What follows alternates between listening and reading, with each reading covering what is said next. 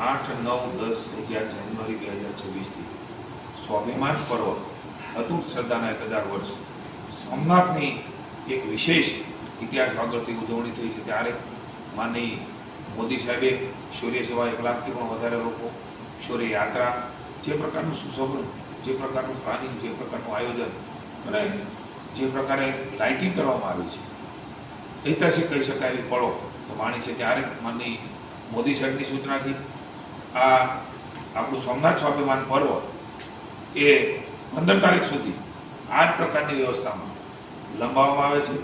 ન માત્ર વેરાવળ પણ સમગ્ર ભારત અને સમગ્ર દેશમાંથી સૌ સોમનાથ મહાદેવના ભક્તજનોની લાગણી હતી. આ લાગણી ધ્યાને રહીને રાજ્ય સરકાર માની ભૂપેન્દ્રભાઈને, હર્ષભાઈના નેતૃત્વમાં ચાલતી સરકારે નિર્ણય કર્યો છે. હું સૌને વિનંતી કરું છું, અદ્ભુત કહી શકાય એવા માહોલમાં સાંસ્કૃતિક કાર્યક્રમ થશે, લોક ડાયરા થશે. ભાઈ રામદાસ ગઢવી, મયુર દવે, વિવિધ કલાકારો તો 15 તારીખ સુધી આવવાના છે.